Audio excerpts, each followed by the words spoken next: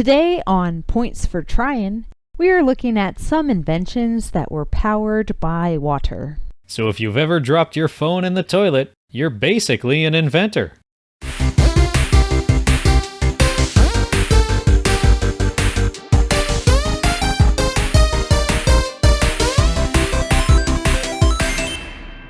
Hey everyone, welcome back to Points for Tryin. I'm Brandon. And I'm Jessica. And together we celebrate ideas and inventions that weren't successful, but are still worth remembering.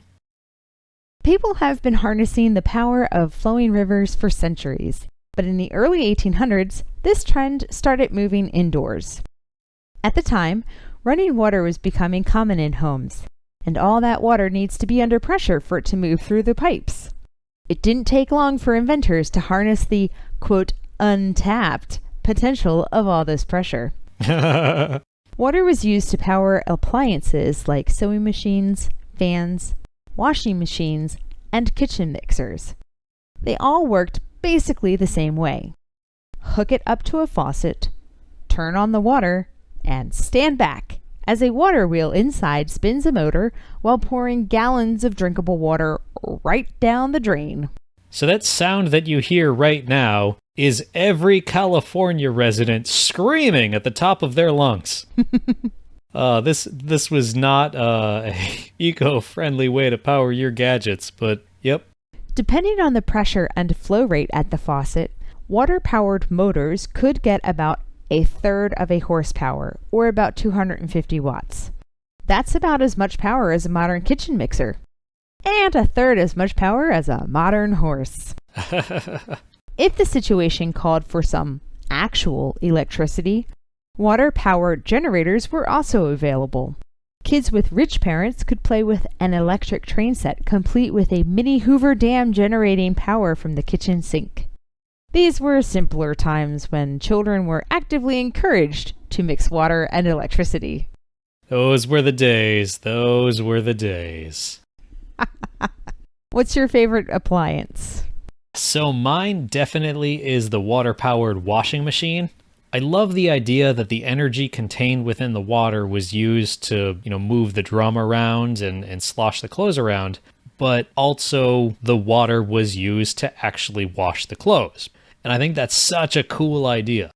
I like the idea of the water-powered train set. I'm just a big fan of trains because it reminds me of my childhood Christmases, going to my aunt's house and having trains set up there. That is kind of fun to imagine.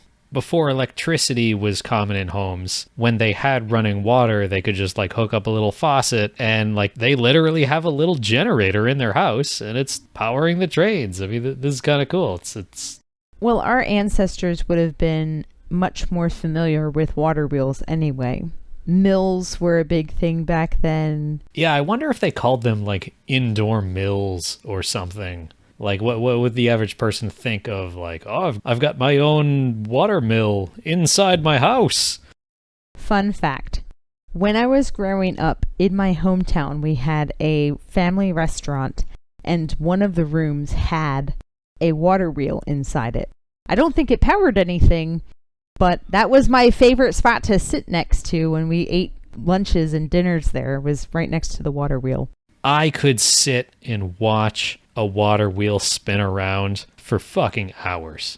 And it's calming and mesmerizing, like watching a fire. Yeah, I think so. I can kind of see a parallel between this and the early days of the internet, because this kind of came about in that in-between time when people had water, but they didn't have electricity coming to their house. So they're like, well, let's just use what we have to generate electricity. And, well, if you were using the internet in the 90s or the early 2000s, you probably remember internet going through your phone line. And I keep thinking of that where, before the infrastructure is built out, people just use whatever infrastructure is there. Absolutely, it makes sense as well. Although, my question is, how frequently did people get electrocuted, or how frequently did these things short out and start a fire? Oh boy. I would presume it's easy to put the fire out because the water is literally right there. Probably more often than they do nowadays, but also feel like using electricity in general was kind of rolling the dice back then. The fact that there's water involved is icing on the cake of danger. We still use water-powered generators in dams today. Plus, I wonder which came first. Did big electrical generators come first, like the dams? Or did they figure it out at the miniature level and say, we can scale this up and make it into the Hoover Dam? I think they probably occurred somewhat concurrently because the operating principles are pretty much the same. One of the devices that I have some pictures of was literally a fan. And like, oh my God, you usually leave fans running either all the time or overnight or during the day. And this thing is just spewing clean water into the drain. Like, this must have been so wasteful. Unless, and hear me out, if it came from a well and went back into a septic tank, although that would have had to have electricity, so I guess that wouldn't have been a thing. What a conundrum. And that's the thing, because this invention is all about transferring energy from one form to another. And I thought maybe there is the craziest way to move them back and forth. Because let's say you're running one of those toy electric trains. So the train itself has a motor in it that's running on electricity. And you generated that electricity from this water wheel that's hooked up to your sink powered by water. But that water had to get to your house, which means at some point it was pumped. And that pump probably ran on electricity. And if you live in... See, you know where I'm going with this. If you live in Nevada, there's a likelihood that that electricity came from the Hoover Dam, which runs on the water in Lake Mead, which means your electricity started out as water pressure, went to electricity, went back to pressurized water, got to your house, and then went back to electricity, and then that electricity was used to spin wheels on a train set. It's really a chicken or an egg sort of thing. Which came first? That in some ways is the energy industry, where nobody's creating energy, we're just moving it from one form to another. I feel that way about my body and coffee. I get coffee, which energizes my body, which then prevents me from sleeping, which then means that the next day I get more coffee, and it's a cycle. Oh, I was going to say that you drink coffee so that you can stay awake during work, and then you do work to get paid, and then that money goes into buying more coffee. Both of these are true facts. Both are true. We're just transferring coffee into money and then money back into coffee. And then at some point we transfer it back into water. Oh, God. You're welcome, everybody. Oh, that is so poetic. This is all really fun. I love this invention. The hooking water up to your electric train set must have been a fun time to be alive. But for us, it's time to go to the ad break.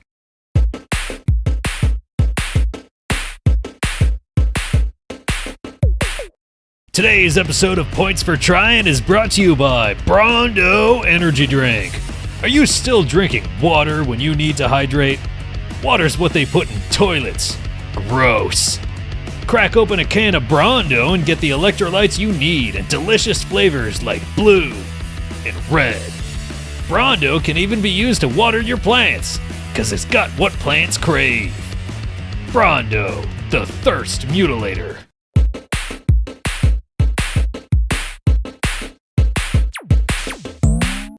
A wise man once said, "Mo money, mo problems." And if you're an economist, that means more math problems. In 1949, William Phillips was building a device to demonstrate the workings of the UK economy. It was nicknamed the MONIAC, short for Monetary National Income Analog Computer, a very nerdy reference to a different computer called the ENIAC, or Electronic Numerical Integrator and Computer. That might not be funny to you or I, but in the 1950s among nerds, that would have fucking killed. They're high-fiving him at the bar. The device itself moved colored water between a series of containers in a way that mimicked the flow of money around the country. Containers were bank accounts, and the pipes connecting them represented things like taxes and government spending. It was originally intended for demonstrations in classrooms, but it worked so well that it could actually predict the effects of different policy decisions. How awesome is that? When was the last time a science project that you did worked so well that like actual scientists came by to examine it? Well, my last science project was planting a bunch of seeds and they all died, so nobody was using that work. Just imagine if like you made one of those baking soda and vinegar volcanoes and then like actual geologists like called you up and were like, "Can you do another demonstration? We need to figure out what's going to happen in Hawaii in 10 years." I guess at this point, we should probably talk a little bit about how analog computers used to work. And full disclosure, some nerdy stuff is going to happen right now. Okay, but I'm going to be the one who speaks for all of us non-computer nerds, because let's be honest, if you're listening to this right now, you are a nerd. But for those of us who aren't computer nerds, I will ask all of the questions that you probably have. In full disclosure, I only kind of know about computers, so we're just going to see how this goes. So most people know that digital computers work with like ones and zeros, and analog computers worked a little bit differently. So I thought the best way to explain it would be like an example. Let's say you wanted to know how many people were inside of a concert hall at any given time. Okay. So if you had a container of water and you poured a cup of water into that container whenever anybody came into the room, and you ladled out a cup whenever anybody left, the water level in that container would represent the amount of people that were in that room. Tracking so far. So in a way, that's a computer that's making one single calculation at a time and can only store the results of one calculation. But the water computers were doing that with lots of different containers connected to each other in different ways. So now, let's say you wanted to sound an alarm when 100 people were in the room. Maybe you would have like a float switch at the point where, 100 cups of water would be in that container, and then it trips a switch and, sounds something. So it wouldn't matter how many times people came and went, i.e. how many times you put a cup of water in or ladled a cup of water out, until you hit that 100th cup of water cumulative. It would hit that switch, kind of like the floater in the back of your toilet. Exactly. Okay. What it's really doing is when you pour a cup of water into that bucket, you're basically inputting in +1. And every time you ladle a cup out, you're inputting in -1. And it's keeping in its memory, which is just how much water is in the bucket, the answer to this calculation that you keep doing continuously. Okay. I am tracking so far. Nice. Great. So the Moniac and water computers in general are a lot like that, but with multiple buckets connected to each other in different ways, and the calculations, once you have a lot of these, can get really, really complex. So this water computer, are these buckets all on the same physical level and it goes left to right? Or is it like a ladder and there's a bucket up top and a bucket below and a bucket below that? They're not on the same level. In Mr. Phillips's implementation, they're kind of all on this big board, and they're all like these square containers. But the big part of this is there's pumps. So a bucket that's lower down can still feed a bucket that's higher up, because there's a series of pumps that are drawing water from different parts of the machine to other parts of the machine. Okay, so it is not just using some sort of physics or gravity to be able to put the water in the different buckets. You're actually computing by telling it where to put that water into which bucket, and it doesn't matter if it's higher or lower on that wall where the buckets are being held. Exactly. Because of the pumps. Yeah, and if we wanted to bring it back to our like concert hall example, if we had an escalator that we knew brings in one person every 2 seconds into the lobby or something, we could hook up a garden hose with a pump that pumped, half a cup of water per second. And this is kind of what the water computer was doing. All right. Fantastic. And the Moniac was neither the first nor the last water computer. In 1936, Russian scientists developed a method of computing with what they called the water integrator. It followed the same basic principles as the Moniac, but was specifically built to solve what are called differential equations, which are challenging even for modern computers. These equations are very common in the field of physics, and water integrators found use in some problems well into the 1980s.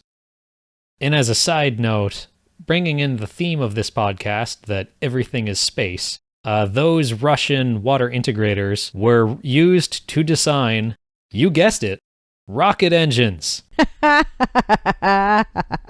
It should be a drinking game for points for trying, where you have a shot glass of your beverage of choice and you take this shot every time we figure out where it ties back into space. Well, that's what I've been doing all along. For those of us who don't understand what differential equations are, what is your most simplistic answer to that question? What are differential equations?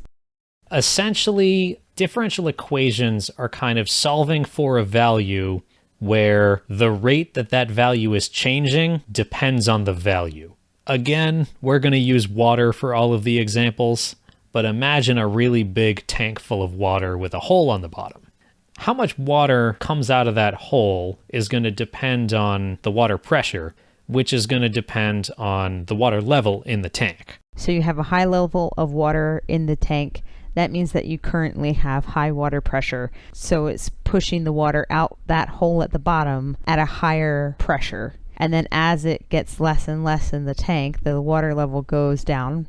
Then the water pressure goes down. So the flow rate out of the hole goes down. Right. Now, if we were just emptying a tank with a pump that could empty 1 gallon per minute out of the tank, we could calculate the water level of the tank over time very easily.